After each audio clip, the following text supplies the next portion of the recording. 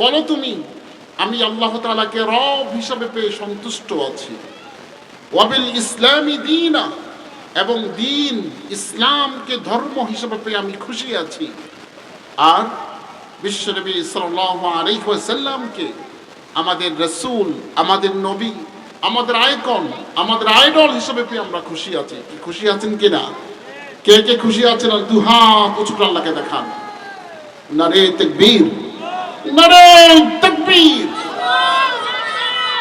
বন্ধুরা আমার, আল্লাহ তাআলা বিশ্ববাসীর শান্তির জন্য, কল্যাণের জন্য যুগে যুগে নবী রাসূল পাঠিয়েছিলেন।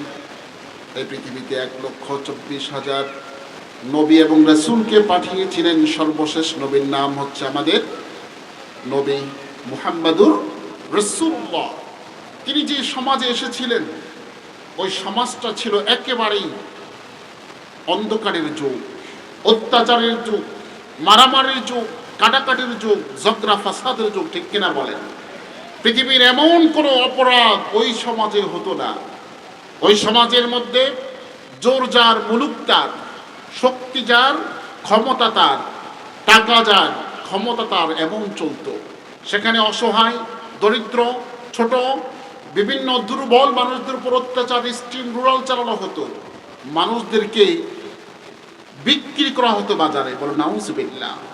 ওই সমাজের মানুষ এত নির্দয় হয়ে যেত, বছরের পর বছর ঝগড়া ফাসাদ, মারামারি, কাটাকাটি, রক্তপাতে তারা ব্যস্ত থাকতো। এবং ওই সমাজের যারা নারী ছিল, নারীদের কোনো সম্মান ছিল না, নারীদের কোনো মর্যাদা ছিল না। যেই কোনো পুরুষ যেই কোনো নারীকে ইচ্ছে তাকে ব্যবহার করত, ব্যবহার করে আবার তাকে ছেড়ে দিত। বলুন নাউজুবিল্লাহ। বন্ধুরা আমার, ওই সমাজটি ছিল খুবই ভয়ঙ্কর। সেখানে সুদ খাওয়া হতো। সুদের টাকা দিতে না পারলে ঘরে এসে ঘর খুলে নিয়ে যেত, গোয়াল থেকে গরু খুলে নিয়ে যেত, সম্পদগুলোকে নিয়ে যেত। সুদের টাকা দিতে না পারলে পরে ওই লোকটাকে নিয়ে বাজারে বিক্রি করে দিত। বলুন নাউজুবিল্লাহ। ওই সমাজের মধ্যে আরেকটি অপরাধ ছিল চুরি, ডাকাতি, সন্ত্রাসী, রাহাজানি, চাঁদাবাজি। আমার রাসূল যে সমাজে জন্মগ্রহণ করেছিলেন, ওই সমাজটা ছিল সবচেয়ে নিকৃষ্ট সমাজ। সেখানে জেনা হতো, ব্যভিচার হতো, লুটতরাজ হতো, অপরাধ হতো। আমার রাসূল এই দৃশ্যগুলো দেখেছেন সুদীর্ঘ 40 বছর। বলেন কয় বছর? এই 40 বছর যে এই দৃশ্যগুলো দেখেছেন, যে মানুষগুলোর এই কর্মকাণ্ড, এই মানুষগুলো ছিল মুশরিক। বলুন না কি ছিল? সবাই একটু বলেন কি ছিল? তারা ছিল মূর্তি পূজক। তারা মূর্তির উপাসনা করত, আগুনের পূজা করত। আমার রাসূল যখন নবুয়ত পেলেন, নবুয়ত পাওয়ার পর একটু একটু করে আমার রাসূল দাওয়াত দেওয়া শুরু করেছেন। সুবহানাল্লাহ বলেন। আমার রাসূল দাওয়াত দেওয়া শুরু করেছেন, খবরদার চুরি করা যাবে না। অপর ভাইয়ের সম্পদ না বলে নেওয়ার নাম চুরি। চুরি করলে অপর ভাই কষ্ট পাবে, তার স্বপ্নের সম্পদ নষ্ট হয়ে যাবে। চুরি করা যাবে না। আল্লাহ তাআলা আয়াত নাযিল করে দিয়েছেন, আস-সারিকাতু ওয়াস-সারিকু আস-সারিকু ওয়াস-সারিকাতু ফাকতাউ আইদিয়াহিমা। চোর যখন চুরি করবে, সেই পুরুষ হোক আর নারী হোক, তার হাত তোমরা কেটে দাও। আল্লাহু আকবার বলেন। আমার রাসূল যখন এই আইনটি বাস্তবায়ন করেছিলেন, মক্কায় 40 বছর নয়, 570 বছর যে অপরাধগুলো চলতেছিল, চুরির মতো একটা অপরাধ মুহূর্তের মধ্যে বন্ধ হয়ে গেছে। সুবহানাল্লাহ বলেন। বাংলাদেশের স্বাধীনতার 53টি বছর পার হলো, আলহামদুলিল্লাহ বলেন। আজও পর্যন্ত সোনালী এই আইন বাংলাদেশে বাস্তবায়ন করতে আমরা পারি? জোরে বলেন না পারি? যদি পারতাম তাহলে আপনার কলচোর, লাউচোর আর আমচোর ধরা না, বরং রাষ্ট্রীয় বড় বড় চোর ধরা খেয়ে যেত। ঠিক কিনা বলেন? এই চোরগুলোকে যদি ধরতে পারতাম, এই আইন যদি বাস্তবায়িত হতো, তাহলে বাংলাদেশের এত চোর জন্মগ্রহণ করতো না। যারা বাংলাদেশের গরিব, অসহায়, কৃষক, মাঝি মাল্লার রক্ত পানি, রক্ত করা পানি, রক্ত পানি করা টাকা তারা বেগম পাড়ায় জমা করতো না, আর সুইস ব্যাংকে জমা করতো না, ঠিক কিনা বলেন?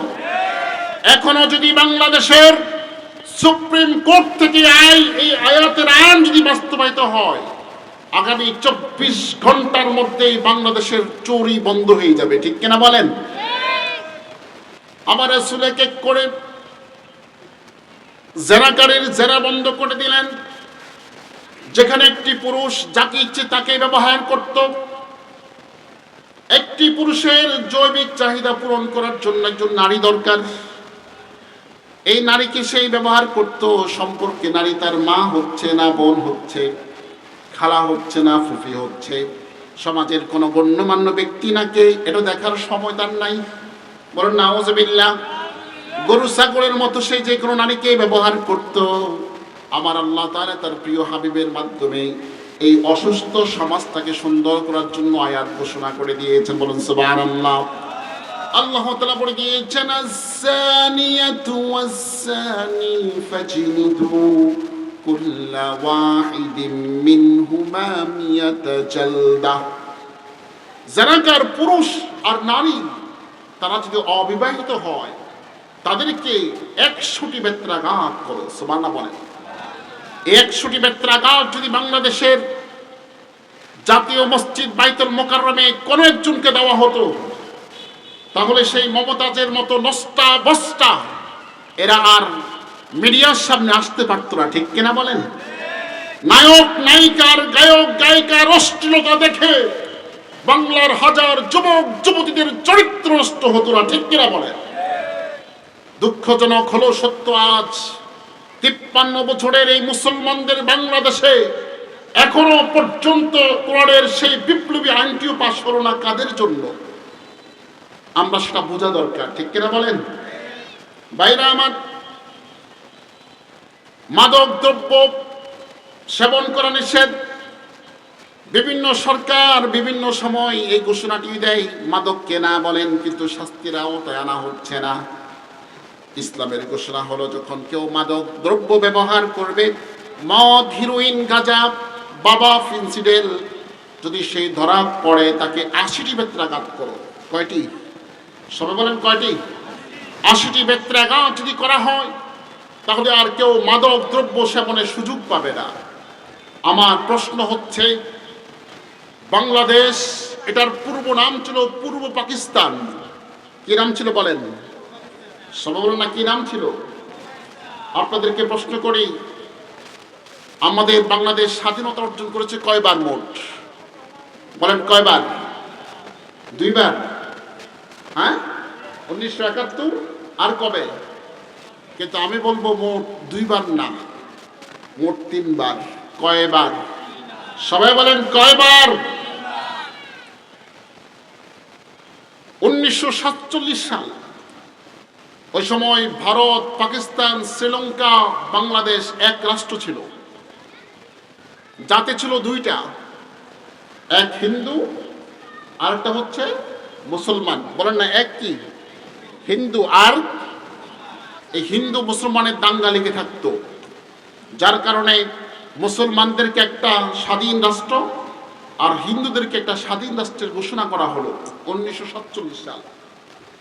মুসলমানদের আবাস ভূমির নাম দেওয়া হলো পাকিস্তান, পবিত্র ভূমি, আর হিন্দু যেখানে থাকবে তাদের আবাসের নাম দেওয়া হলো হিন্দু স্থান। সুবহানাল্লাহ বলেন। পবিত্র ভূমিতে মুসলমানরা থাকবে। মুসলমানদের একটা শক্তি আছে একবারে পশ্চিমে, তার নাম দিল পশ্চিম পাকিস্তান। আর মুসলমানদের সংখ্যা গরিষ্ঠ আরেকটি দল আছে পূর্ব দিকে, যার নাম দিল পূর্ব পাকিস্তান। আমরাও মুসলমান, তারাও মুসলমান, ভাই ভাই, ঠিক কিনা বলেন? আল্লাহ তাআলা কোরআনে বলে দিয়েছেন, ইন্নামাল মুমিনুনা ইখওয়া, নিশ্চয়ই মুসলমানরা হচ্ছে ভাই ভাই। আবার রাসূল হাদিসে বললেন, আল মুসলিমু আখুল মুসলিম, মুসলমান একে অপরের ভাই। বলুন সুবহানাল্লাহ। আমরা মুসলমানরা চলে আসতাম পৃথক হয়ে, কিন্তু হিন্দুরা সহ্য করতে পারে নাই। এখন হিন্দুস্তানের ক্ষমতা নিয়েছে মোদি সরকার, হিন্দু, তারা দিল্লিকে শাসন করছে মাত্র 80 বছর। কত বছর? আর মুসলমানরা দিল্লিকে শাসন করেছে 700 বছর। সুবহানাল্লাহ বলেন। ইতিহাস আছে, দিল্লির সালতানাত মুসলমানদের ছিল। আপনার নাম শুনেছেন সম্রাট আকবর, সম্রাট জাহাঙ্গীর, সম্রাট বাবর, এসব ছিল মুসলমানদের সন্তান, ঠিক কিনা বলেন? তারা আমাদেরকে কাফের, মুশরিক, আপনার ইংল্যান্ড, ব্রিটিশদের সাথে হাত মিলিয়ে মুসলমানদের হাতকে আপনার দুর্বল করার জন্য তারা আমাদের উপর ঝাঁপিয়ে পড়েছিল, সে মক্কার কাফের মুশরিকদের মতো, ঠিক কিনা বলেন? তারা আমাদের 700 বছরের সেই শক্তি, সেই ক্ষমতা, সেই অর্জনকে তারা নস্যাৎ করে মাত্র 70 থেকে 80 বছর দিল্লির সালতানাত তারা নিয়েছে। আমরা আসলাম পাকিস্তানে, পূর্ব পাকিস্তান, পশ্চিম পাকিস্তান। তারা আমাদের আপন দুই ভাইয়ের মধ্যে মারামারি লাগাই দিল। মারামারি লাগিয়ে 9 মাস যুদ্ধ করেছে। যুদ্ধ করে সর্বশেষ যখন আমরা দুর্বল, পশ্চিম পাকিস্তান সবল, তারা যখন আমাদেরকে 9 মাস মারল, তখন ভারত এসে দুর্বলের সাথে হাত মিলিয়ে বলল, তুই তো দুর্বল, ওরা শক্তিশালী, ওদেরকে একটু সাইজ করে দিই। তখন ভারত আমাদেরকে সাহায্য করেছে। আসলে কি সাহায্য না ক্ষতি? সবাই বলেন ক্ষতি না সাহায্য? এই ক্ষতি করার পরে 1971 সালে বাংলাদেশ স্বাধীন হলো। যদিও স্বাধীন হয়েছে এটি মুসলমানদের দেশ, এখন পর্যন্ত রাষ্ট্রীয় ক্ষমতায় কোনো হিন্দু আসে নাই। বাংলাদেশে 3-4টি জাত বসবাস করে, মুসলমান, হিন্দু, বৌদ্ধ আর খ্রিস্টান। কয়টা জাতি? সবাই বলেন কয়টা? এই 4 জাতি বসবাস করছে বাংলাদেশে। এই 4 জাতির মধ্যে আজও পর্যন্ত রাষ্ট্রীয় ক্ষমতায় হোক প্রধানমন্ত্রী, হোক রাষ্ট্রপতি, মুসলমান ছাড়া অন্য কেউ আসতে পেরেছিল? বাংলাদেশের প্রথম রাষ্ট্রপতির নাম শেখ মুজিবুর রহমান। নামটা কি হিন্দু নাম? বলো না, কি নাম? তারপর আসলো জিয়াউর রহমান, তারপর আসছে হুসাইন মোহাম্মদ ইরশাদ, তারপরে খালেদা জিয়া, তারপরে শেখ হাসিনা। এই নামগুলো সব ইসলামের নাম, মুসলমানের নাম, মুসলমানের সন্তান। বাংলাদেশের শতকরা 95% মুসলমান হওয়ার পরও কেন আমরা বাংলাদেশে ইসলামের রাজ কায়েম করতে পারি নাই? কোরআনের এই সুন্দর বিপ্লব আয়াতগুলো আমরা কেন বাস্তবায়ন করতে পারি না? তার একটাই কারণ, বাংলাদেশ স্বাধীন হলো সে ভারত আমাদেরকে শাসন করছে, ঠিক কিনা বলে? তার জ্বলন্ত প্রমাণ আমরা দেখেছি 5 আগস্ট বাংলাদেশ যখন দ্বিতীয়বার স্বাধীন হলো, তখন আমরা দেখেছি স্বৈরাচার ফ্যাসিস্টের পরাজয় নয়, বরং বাস্তব পরাজয় হয়েছে ভারতের। মনে হচ্ছে ভারতের একটা রাজ্য নষ্ট হয়ে গেছে, ঠিক কিনা বলেন? তারা এখনো পর্যন্ত নানাভাবে বাংলাদেশের উপর আক্রমণ চালাচ্ছে, বাংলাদেশের ক্ষতি সাধন করতে চাচ্ছে। আমরা 18 কোটি মানুষ বাংলার জমিনে বেঁচে থাকতে কখনো ভারতের সাথে আমাদের আপোষ হবে না, ঠিক কিনা বলেন? বন্ধুরা আমার, আল্লাহ তাআলা আমাদেরকে পররাষ্ট্রনীতি শিখিয়ে দিয়েছেন। পররাষ্ট্রের কোন দেশের সাথে বন্ধুত্ব হবে, কোন দেশের সাথে চুক্তি করবে, কোন দেশের সাথে কোন সম্পর্ক বজায় রাখবে, আল্লাহ তাআলা সেই বিষয়গুলো আমাদেরকে বহু আগে জানিয়ে দিয়েছেন, বলে সুবহানাল্লাহ। এবং আল্লাহ তাআলা আমাদেরকে বলে দিয়েছেন এই পৃথিবীতে মুসলমানদের দুশমন কারা কারা। তারা যতই উপরে ভালো সাজুক, আমাদের বন্ধু না দুশমন, এই বিষয়গুলো আল্লাহ তাআলা আমাদেরকে জানিয়ে দিয়েছেন। আল্লাহ তাআলা বললেন, ইয়া আইয়ুহাল্লাযীনা আমানু লা তাত্তাখিযুল ইয়াহুদা ওয়ান নাসারা আউলিয়াউ বা'দুকুম আউলিয়াউ বা'দ। আল্লাহু আকবার। আল্লাহ তাআলা ঘোষণা করে দিয়েছেন, হে মানব, হে মুমিনরা, তোমরা যারা ঈমান এনেছো, খবরদার ইহুদি এবং খ্রিস্টানদেরকে বন্ধুরূপে গ্রহণ করিও না। কারণ হলো তারা তোমাদের দুশমন, আর তারা একে অপরের বন্ধু। বলুন নাউজুবিল্লাহ। আমাদের বিগত সময় আমরা দেখেছি সব সম্পর্ক কার সাথে? বলুন না, কার সাথে? ভারতের সাথে। বলুন কার সাথে? ভারতের গুজরাটের সেই কসাই মোদি বাংলাদেশে আসার কারণে বাংলাদেশের প্রখ্যাত উলামায়ে কেরামরা যখন প্রতিবাদ করেছিল, সেই প্রতিবাদের জের ধরে অনেক আলেমদেরকে জেলখানা নিয়েছে, দেখেছেন কিনা বলুন? জেলখানায় তো শুধু নেয় নাই, তাদেরকে হ্যান্ডকাফ পরিয়ে, ডান্ডা বেরিয়ে পরিয়ে, ব্লুট জ্যাকেট পরিয়ে মনে হচ্ছে আদালতে এমন ভাবে উপস্থাপন করত সম্ভবত তারা আন্তর্জাতিক মানের ডাকাত। ঠিক কিনা বলেন? সর্বমান ঠিক কিনা? আর বর্তমানে যারা এখন জেলে আছে এরা হচ্ছে প্রকৃত ডাকাত। ঠিক কিনা বলেন? তাহলে যারা হিন্দু, আমি হিন্দু এভাবে বলবো না, যারা মুশরিক এবং যারা ইহুদি তাদের সাথে আমরা বন্ধুত্ব করতে পারবো, এই নিষেধটি করেছেন কে? আল্লাহ তাআলা আরো স্পষ্ট করে বলে দিয়েছেন সূরা আল মায়েদা আয়াত নাম্বার 82। আল্লাহ তাআলা বলে দিয়েছেন লাতাজিদান্না আশাদ্দান নাসি আদাওয়াতান লিল্লাযীনা আমানুল ইয়াহুদা ওয়াল্লাযীনা আশরাকু। তোমরা মানুষদের মধ্যে মুমিনদের সবচেয়ে বেশি ক্ষতিকর দুশমন হিসেবে যাদেরকে পাবে তারা হচ্ছে ইহুদি আর তারা হচ্ছে মুশরিক। যারা আল্লাহ তাআলার সাথে শিরিক করে এদেরকে তোমরা সবচেয়ে বেশি দুশমন হিসেবে পাবে। ইহুদি লন্ডনে থাকে, আমেরিকা, এবং যারা সেই ফিলিস্তিনের উপর যারা আক্রমণ করছে সেই ইসরায়েল, এরা হচ্ছে ইহুদি। আজকে আপনারা জানেন ফিলিস্তিনের এত বছর পরও তারা ফিলিস্তিনের উপর শান্তি দিচ্ছে না। ঠিক কিনা বলেন? আর ভারত আমাদের প্রতিবেশী রাষ্ট্র, তাদের সাথে আমরা চুক্তি করতে পারবো কিন্তু বন্ধু হিসেবে গ্রহণ করতে পারবো না, কারণ তারা 53 বছর নয় প্রায় 800 বছর ধরে তারা মুসলমানদের উপর অত্যাচার করছে। ঠিক কিনা বলেন? আপনাদের কি বিশ্বাস হচ্ছে না? ভাইরা আমার, মুসলমানদের উপর তারা এক এক করে ক্ষতি করছে। বাংলাদেশের চ্যানেলগুলো অধিকাংশ ওদের চ্যানেল, এক দেশের চ্যানেল আর দেশে কি চলতে পারে? জোরে বলেন না।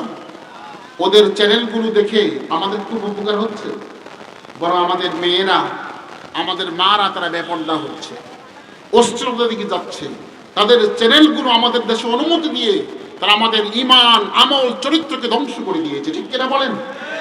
এবং তারা লাগিয়ে দিয়েছিল ইসকনকে, এবং ইসকনের সদস্যরা ওয়াদা করেছিল যে আমরা মুসলমানদের মেয়েদেরকে প্রেমের প্লবনে রেখে ওদের সাথে প্রেম করে ওদেরকে প্রেগন্যান্সি করে দেব, এবং ওদের গর্ভকে নষ্ট করে সেই গর্ভ থেকে আমরা হারামজাদা পয়দা করে মুসলমানদের 12টা বাজিয়ে দেব। নাউজুবিল্লাহ। এইভাবে চক্রান্ত করে করে আমাদের ঈমান আমলকে নষ্ট করে দিয়েছে। বন্ধুরা আমার, বাংলাদেশের ব্যবসার অধিকাংশ পার্সেন্ট তারা দখল করে নিয়েছে। এখন তারা মিডিয়ায় বসে বসে আমাদের নামে আপনার বিভিন্ন অপাকাণ্ডা ছড়াচ্ছে। কি বলেন? ঠিক কিনা? আমরা নাকি বাংলাদেশের হিন্দু বৌদ্ধদের উপর অত্যাচার করছি। সেদিন আপনারা দেখেছেন বাংলাদেশের প্রধান উপদেষ্টা ডক্টর মোহাম্মদ ইউনূস, তিনি সকল ধর্মের ধর্মনেতাদেরকে দাওয়াত দিয়েছেন। তারা সেখানে বলেছে, আপনারা সেই ভিডিও দেখেছেন, হিন্দু, বৌদ্ধ, খ্রিস্টান তারা স্পষ্ট করে বলে দিয়েছে বাংলাদেশে মায়ের কোলে সন্তান যেমন নিরাপদ থাকে, তারা বাংলাদেশে মুসলমানদের কোলে সেভাবে নিরাপদ আছে। ঠিক কিনা বলেন? আমরা কারো উপর আক্রমণ করি না, আমরা কারো ক্ষতি করি না। ঠিক কিনা? কিন্তু ভারতে প্রতিদিন মুসলমানদেরকে মারা হচ্ছে। মুসলমানদের সেই 700 বছর ঐতিহ্য, মুঘল সাম্রাজ্যের সেই প্রাচীনতম মসজিদ বাবরি মসজিদকে তারা ভেঙে মন্দির বানিয়ে দিয়েছে। ঠিক কিনা বলেন? তারা বলে আমরা নাকি মন্দির ভেঙে মসজিদ বানাই। যদি এমনটা হতো, যখন 700 বছর আমরা দিল্লি সালতানাতকে পরিচালনা করেছিলাম, এই 700 বছরে তো ভারত ভূখণ্ডের মধ্যে একটা মন্দির খুঁজে পাওয়ার কথা ছিল না। ঠিক কিনা বলেন? কিন্তু মন্দির আছে না নাই? এবার কথা বলেন, আছে না নাই? বাংলাদেশে এখনো মন্দির আছে না নাই? আচ্ছা, এজন্য আমাদের সকলকে সোচ্চার হতে হবে। ভাইরা আমার, আমরা আমাদের ঈমানের কারণে আমাদেরকে শক্তিশালী হতে হবে। আল্লাহ রাসূল ইসলাম প্রতিষ্ঠা করেছেন, তিনি কারো প্রতি অন্যায় করেন নাই। যখন তারা জুলুম করেছে তার প্রতিবাদ করেছেন, ঠিক কিনা বলেন? অনেকে বলে ভারতের সংখ্যা নাকি বেশি, আমরা নাকি কম, আমাদেরকে নাকি তারা 24 ঘন্টার মধ্যে নিশ্চিহ্ন করে দিবে। তারা ভুলে গেছে মুসলমান আমরা সেই জাতি, বদরে 313 জন মর্দে মুজাহিদ 1000 সশস্ত্র বাহিনীর সাথে যুদ্ধ করে বিজয় ছিনিয়ে নিয়েছে, ঠিক কিনা বলে? আমরা সেই জাতি, উহুদে 1000 সৈন্য 3000 সৈন্যের সাথে লড়ে আমরা বিজয় ছিনিয়ে নিয়েছি। আমরা তো সেই জাতি, 3000 সৈন্য 1 লক্ষ সৈন্যের প্রতিবাদে আমরা ঝাঁপিয়ে পড়ে বিজয় ছিনিয়ে নিয়েছি। ইসলামের 91টি যুদ্ধের মধ্যে একটি যুদ্ধ মুসলমান পরাজিত হয় না, ঠিক কিনা বলেন? আল্লাহ যেন আমাদের সকলকে ইসলামের পক্ষে থাকার তৌফিক দান করুন, আমিন। ভাইরা আমার, হিন্দুস্তানের সাথে যুদ্ধের যে বিষয়টি, হিন্দুস্তান আমাদেরকে এত সহজে ছেড়ে দেবে না। তারা যুদ্ধ তো আগে থেকেই করছে। এই যুদ্ধের আভাস রাসূল করিম সাল্লাল্লাহু আলাইহি ওয়াসাল্লাম পর্যন্ত দিয়েছেন। হিন্দুস্তানের সাথে মুসলমানদের একটা যুদ্ধ হবে, এই যুদ্ধের আভাস আল্লাহ রাসূল 1500 বছর আগে দিয়েছেন। আমি একটি হাদিস দিয়ে আপনাদেরকে শোনাবো, কি শুনবেন? শুনবেন নাকি শীত বেশি পড়ার কারণে একবার ড্যামেজ হয়ে গেছেন? কি শীত বেশি পড়ে? আজকে তো একটু শীত বেশি, হ্যাঁ? শীত বেশি না? শীতকাল আপনাদের পছন্দ না অপছন্দ? বলেন সবাই, পছন্দ?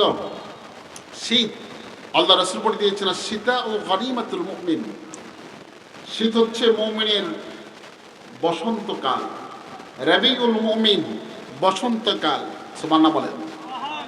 কারণ হচ্ছে তালা লাইলুহা ফাকামা, শীতকালের রাত হয় বড়, যার কারণে একজন মুমিন রাতে কাজকর্ম শেষ করে তৃপ্তিমতো ঘুমাতে পারে। গরমকালে যে ঘুমটা মানুষ ঘুমায় রাতে, শীতে সেই ঘুমটা সুন্দর ঘুমাতে পারে। ঘুম থেকে উঠে সে আবার তাহাজ্জুদ পড়তে পারে। সুবহানাল্লাহ বলেন। ওয়া নাহারুহা কাসারুন, শীতের দিনটা হয় ছোট, ছোট দিন হওয়ার কারণে ফাসামা, একজন মুমিন দিনের বেলা রোজা রাখতে পারে। যুদ্ধে যেমন যুদ্ধ বিজয় হওয়ার পর শত্রু বাহিনীদের সম্পদ, অস্ত্র, সামানা, খাবার দাবার, তাদের দামি দামি আসবাবপত্রগুলো রেখে যখন শত্রু বাহিনীরা চলে যায়, তখন মুসলমানরা সেগুলোকে গ্রহণ করে গনিমত হিসাবে অনেক লাভবান তারা হয়। আমার রাসূল বললেন, শীতকালটা হচ্ছে মুমিনের জন্য এমন একটি বসন্তকাল, এই বসন্তকালের মধ্যে মুমিন অনেক সওয়াব অর্জন করতে পারে। বলেন সুবহানাল্লাহ। এই জন্য শীত আমাদের পছন্দ, ঠিক কিনা বলেন? আবার শীতকাল আসলে যুবক যুবতীদের মনে আনন্দ লাগে, কারণ হলো শীত নাকি বিয়ের সাথে সম্পর্ক, শীতে নাকি মানুষ বিয়ে করে বেশি। কি বিয়ে বেশি করে না? শীতের সাথে বিয়ের কি সম্পর্ক বলেন তো? সম্পর্ক আছে? আছে। শীতে যদি কেউ বিয়ে করে তার অনেকগুলো উপকার, বলবো? এবার বলবো, শীতে যদি বিয়ে করে কেউ, যারা বিয়ে করেন নাই বিয়ের নিয়ত করেন, শীতে বিয়ে করলে অনেকগুলো উপকার। 1 নাম্বার উপকার হলো ছুটি পাওয়া যায়। ডিসেম্বর মাস সব কাজকর্ম শেষ করে একটা লম্বা ছুটি পাওয়া যায়। বিয়েতে ছুটি দরকার আছে না নাই? নাকি বিয়ে করার 3 দিন পরে বিদেশ পাড়ি জমাবেন? বিদেশ পাড়ি জমালে বউ আরেকজনের, বউ কার? যারা বলে না বউ কার? বউ রেখা বিদেশ যাওয়া ইসলাম সাপোর্ট করে নাই। ওমর রাদিয়াল্লাহু আনহুর খেলাফতের সময় ওমর দেখলেন মারাত্মক ক্রাইসিস। তিনি, লম্বা ঘটনা আমি সব বলতে পারছি না, একজন ওমর তিনি রাত্রেবেলা ছদ্মবেশে বের হতেন। একজন মহিলা তিনি বিরহের গান গাচ্ছেন, যে গান শুনে যুবকরা আকর্ষিত হয়। ওমর বললেন, আমার রাজ্যে এত বড় সাহস, একজন নারী রাতভর রাত দুপুরে এরকম অশ্লীল গান, আকর্ষিত গান গাচ্ছে। ওমর গিয়ে দরজা নক করলেন, এই নারী, তোমার এত বড় সাহস, এরকম গান তুমি কেন গাচ্ছ? তখন নারী বলল, তুমি কে? বললো, আমি ওমর।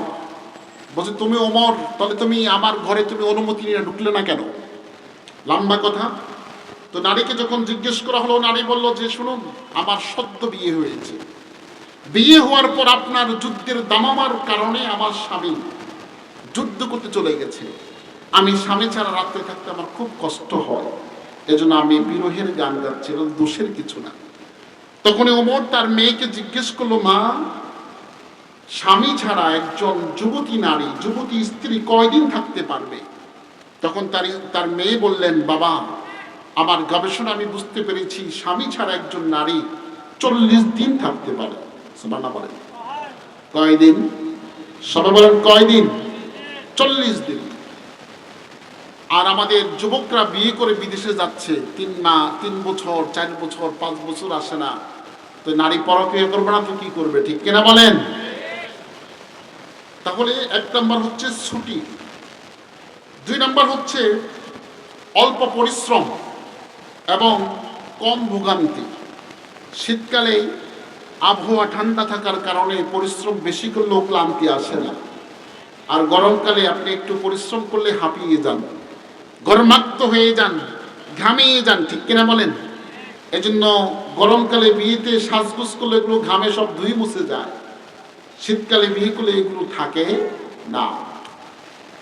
শীতকালের আরেকটা সুবিধা হলো চতুর্দিক সুন্দর, অনেক ফুল ফোটে, ফুলে ফুলকিত, পাখির কলতান, পাখির কোকিলের কুহুতানে মুখরিত হয়ে যায়, সুন্দরভাবে আনন্দমুখর পরিবেশে বিয়ের কাজ সম্পূর্ণ করা যায়। এজন্য আল্লাহ তাআলা বলে দিয়েছেন, ওয়ানকিহুল আয়ামা মিনকুম, তোমাদের মধ্যে যে সকল যুবক যুবতীদের বিয়ে হয় নাই তাদেরকে বিয়ে দিয়ে দাও। ঠিক কিনা বলেন? আজকে আমাদের যিনি বক্তা আসিফ, তিনিও বিয়ের ওয়াজ করে বেশি। ঠিক কিনা? যুবকদের গুম হারাম তিনি করে ফেলেন। তিনি আসতেছেন, বিয়ের কথা তিনি বলবেন। আমি শুধু এতটুকু বললাম, আপনাদের যুবক যুবতী ছেলে মেয়ে যাদের আছে বিয়ে দিয়ে দেন। ইসলাম পারমিশন দিয়েছে বালিকা হওয়ার পর বিয়ে দিয়ে দাও।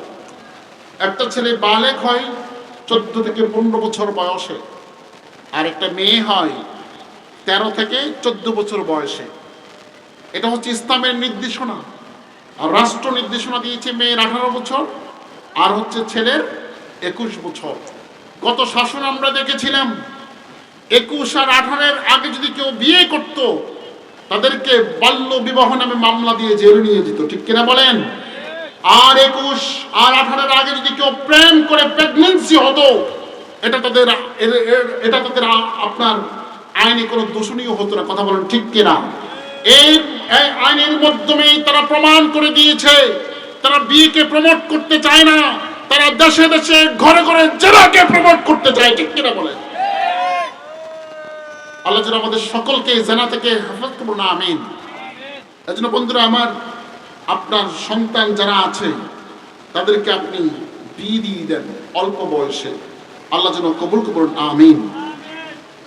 বন্ধুরা আমার, বলতেছিলাম আমার রাসূল গাজওয়ায়ে হিন্দ, হিন্দুস্তানের সাথে ভারতের সাথে মুসলমানদের যে একটা যুদ্ধ হবে, সে যুদ্ধের আভাস আজ থেকে 1500 বছর আগে আমাদেরকে জানিয়েছেন। হাদিসটি আপনি পাবেন সুনানে আবি দাউদ। কোন কিতাব বলে সবাই? কোন কিতাব? আবি দাউদ। ইউটিউবে চার্জ দেখতে পাবেন আপনারা, লিখবেন গাজওয়ায়ে হিন্দ, হিন্দুস্তানের সাথে যুদ্ধ, এটা লিখে চার্জ দিলে সব বিস্তারিত আসবে।